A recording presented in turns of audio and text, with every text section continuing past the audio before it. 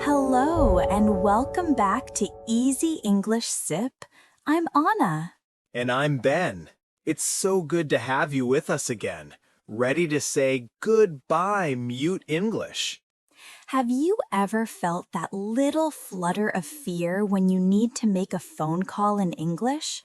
The kind where your heart beats a bit faster and you suddenly forget all your words? That's a super common feeling.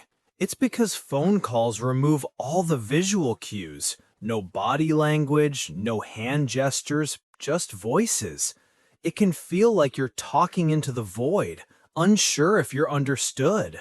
But here's the exciting part. Conquering that phone call fear is one of the biggest leaps you can make in your English journey. Imagine confidently calling to book a table at a restaurant, or clarifying details for a trip, or even asking for help when you need it. These aren't just small victories. They're huge steps towards true independence and fluency. Your voice, even with a few simple English phrases, becomes a powerful tool that opens up countless opportunities. Today, we're giving you all the phrases and strategies you need to make those English phone calls with ease. We'll show you how to start, navigate, and end conversations clearly so you can transform that phone call anxiety into confident communication. Let's make sure your voice is heard. Anna, thinking about phone calls in English, I still remember my very first one. It was to order pizza in Canada. I was so nervous, my hand was shaking when I dialed. Oh, I can picture it. What was the hardest part? Was it understanding the accent or just knowing what to say? A bit of both. The person spoke so fast. I kept saying, "Pardon?" and "Could you repeat that?" I felt so bad. In the end, I think I just pointed to a picture on the menu when the delivery guy arrived. It was a bit of a mute English moment, even though I technically made the call. That's hilarious and so relatable. My big one was trying to reschedule a dentist's appointment. They kept using words like fortnight and unavailable slots, and I had no idea what they meant. I just kept saying, okay, okay, and probably confused them even more. Exactly. Those moments show why specific phrases for clarification are so important. But once you conquer that fear and successfully make a call, it feels amazing, right? Like you can do anything. Absolutely. That's the feeling we want to give you today. Our topic is real conversations, making phone calls for appointments and inquiries. Let's get you ready to dial with confidence. Okay, Ben, I think the first hurdle for anyone making a call is just knowing how to start, right? Like, how do you even say, "Hi, it's me," and then get straight to the point? Exactly. You don't want to just ramble. A great way to start is, "This is your name speaking."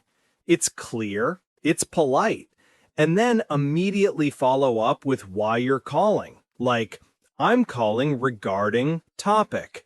So, "Hello, this is Ben Johnson speaking. I'm calling regarding my reservation." It gets the job done. Oh, that's smart. Or if you're not calling about an existing thing, but asking for something new, you could use to inquire about service/product. I've used that so many times, like I'm calling to inquire about your new fitness classes. It sounds much better than I want to ask about, right? Definitely. And speaking of booking, instead of just "make an appointment," which is fine, but a slightly more formal and often used phrase is to schedule an appointment. So, "I'd like to schedule an appointment with Dr. Lee." Sounds very professional. That's a good upgrade. And then you need to check when they're free. What's a good way to ask about that? I always get tangled up trying to find the right words for when can you see me. Ha, been there. You can ask about their general time with what's your earliest availability for service? Like, what's your earliest availability for a haircut? Or if you have a specific time in mind, you can try, could you fit me in at time? For example, do you think you could fit me in at 3 p.m. tomorrow? It's a bit more direct, but still polite. Those are super helpful. Now, the absolute worst part for me is when I can't hear what they're saying. What do you do then? Just pretend you understand? Never pretend. That's when mistakes happen. The go-to phrase is, I didn't quite catch that. So, I'm sorry, I didn't quite catch that. Could you repeat it? Or if it's a difficult name or number, always ask them to spell that out for me. I always say, my name is difficult. Could you spell that out for me, please? No shame in that. Oh, that's a good one. I didn't quite catch that. I'm going to use that. And sometimes it's not them, it's the phone connection, right? Absolutely. You can say, the line is a bit fuzzy, or breaking up, and then follow with, could you speak up? So, hello? The line is a bit fuzzy. Could you speak up? It helps them understand the problem. Great tips. So, once you've got all the info, how do you make sure you got it right and then end the call politely? Always, always confirm. You can say, so, to summarize, I'm confirmed for details. For example, so, to summarize, I'm confirmed for Friday at 7 p.m. And then, to end, thank you is fine, but more professional is thank you for your assistance. And to show you respect their time, I won't keep you any longer. That's a really nice touch. Thank you for your assistance. I won't keep you any longer. Goodbye. Wow, those phrases in part 3 are super practical. Now, let's talk about how to make our entire sentences sound more polite and sophisticated on the phone, especially when we're asking questions. It's all about indirect questions. Yeah, this is a game changer for politeness. A direct question like, what time do you open, isn't rude, but it can sound a bit blunt. We want to soften it. The trick is to start with a polite phrase, and then the word order of the actual question part changes. So it's subject plus verb, not verb plus subject. That's the key. Let's look at some examples. Instead of a direct, when do you close, which is okay, but we can do better, we say, I was wondering when you close. See how it's you close, not do you close? Exactly.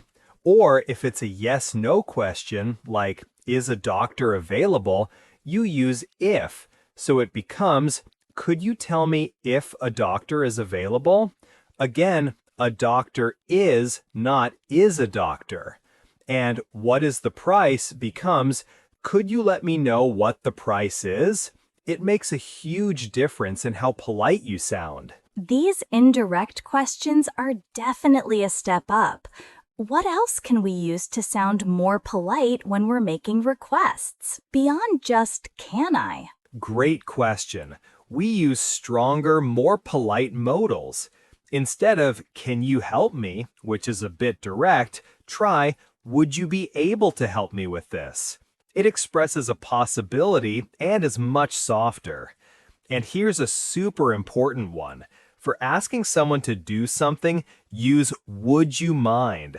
The tricky part is, after mind, the verb always uses ing. Oh, that's a classic English grammar point people often forget. So instead of, can you repeat that, which is what I used to say, I should say, would you mind repeating that, please? That sounds so much more respectful. Exactly. Or if they ask you to hold, instead of just waiting silently, you could even respond with, "Would you mind holding for a moment?" It shows you're engaged and polite. Mastering these indirect questions and polite modals will truly make your English phone calls shine. So, remember, indirect questions for soft inquiries and polite modals like would you mind and would you mind plus ing for respectful requests. Practice these and you'll transform your phone call confidence. Okay, Ben, let's put all these new powerful phrases and grammar points to use. Our role play today will feature two common phone call scenarios. First, booking a restaurant table using our new polite grammar, and then inquiring about a service where clarity is key. All right, I'm ready to dial with confidence using all our new tools. Let's make some impressively polite and clear calls.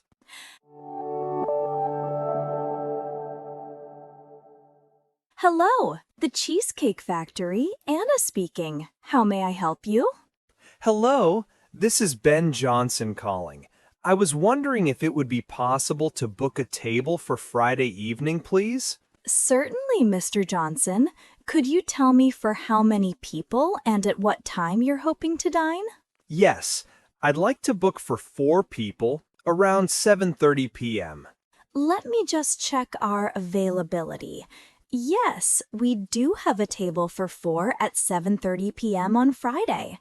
Would you mind confirming your last name for me, please? Not at all. It's Johnson. Johnsson.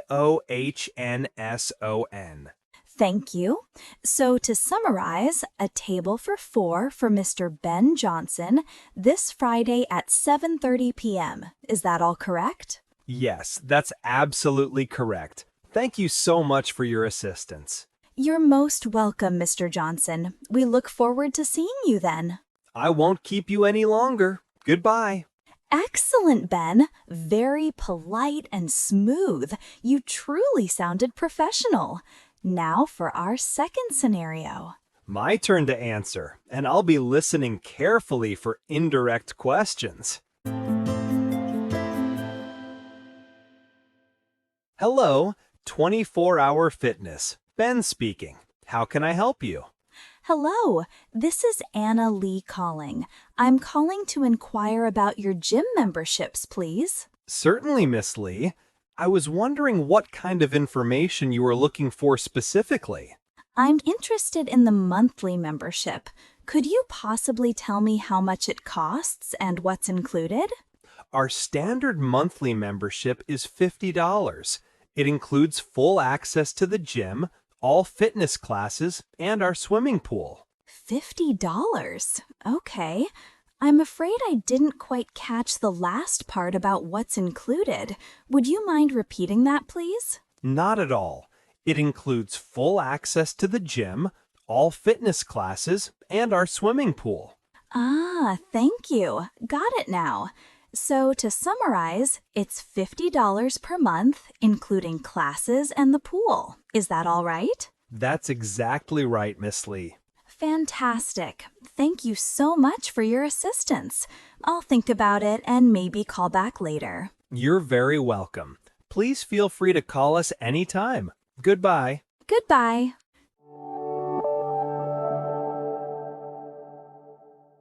Those calls sounded so much more confident and polite. Our new phrases and grammar really make a difference. Now it's time for our final segment, your English Toolkit, where we add a few extra bonus items. Absolutely. Let's kick off with our bonus round. These are 3 super useful phrasal verbs for phone calls that we haven't mentioned yet. First one, Anna? Okay, first up is to put someone through. This means to connect one person to another on the phone. For example, a receptionist might say, "Please hold, I'll put you through to the manager." That's a classic. My bonus phrase is to get back to someone. This means to call someone later with information. If you don't know the answer to a question, you can say, "I'm not sure, but I can find out and get back to you this afternoon." And my last one is to be tied up. It's a polite and professional way to say someone is busy. For example, "I'm sorry, Miss Jones is tied up in a meeting. Can I take a message?" Great ones! Now for our special segment, Fluent Phrases from the Hosts. Anna, in our role play, you asked me, "Would you mind confirming your last name?" And my response was, "Not at all." Yes, not at all is the perfect fluent response to a "would you mind" question. While no problem is okay, not at all sounds more polite and natural. It means I am happy to do it. It is not a problem for me at all. It really shows your English is at a higher level. It's a great little phrase to remember. And for our final cultural tip, let's talk about leaving a voicemail. In many English-speaking countries, if someone doesn't answer, it's very common and polite to leave a clear voicemail message. That's so true. Just hanging up can be seen as a bit rude. A good voicemail has a simple structure. State your name, your phone number, say it slowly, and a brief reason for your call. For example, "Hi, this is Anna Jones calling for Ben. My number is 555-1234. I'm just calling to confirm our meeting tomorrow. Thanks." Exactly. A clear voicemail shows respect for the other person's time and makes it easy for them to get back to you. It's a very important phone skill. And that wraps up our essential guide to making phone calls in English. We hope you feel much more confident and prepared to dial that number. We truly believe you're now better equipped to handle appointments and inquiries over the phone, transforming those anxious moments into confident interactions. This is a huge step in saying goodbye mute English. Now, to really cement these phrases in your memory and make them flow effortlessly, we highly recommend some focused, active practice. It's more than just passive listening. It's about active engagement. Here's a tip. Start by revisiting the role play segment from this episode. Listen carefully, paying close attention to the intonation and pauses. Don't worry about reading yet. Then, with the transcript in hand, listen and read along. But here's the crucial part for speaking. Immediately after hearing a sentence, pause and imitate us out loud. Try to mirror our pronunciation and rhythm. This powerful technique will tune your ears and train your tongue for natural English. Precisely. This kind of active imitation is the most effective way to improve both how you hear English and how you speak it. It transforms passive knowledge into active skill. Through this consistent practice, you'll find yourself confidently engaging in real conversations, breaking down those language barriers, and truly leaving mute English behind. We sincerely hope this conversation empowers you to make those important calls with ease. If this video helped you feel more ready to pick up the phone, please consider giving it a thumbs up. Your likes help our community grow and bring these lessons to more learners. And if you're keen to join us for more practical English lessons, we have so many exciting topics lined up. Do hit that subscribe button. We'd absolutely love to have you as a regular part of our learning family. Thank you for spending your time with us today. Keep practicing, and goodbye for now.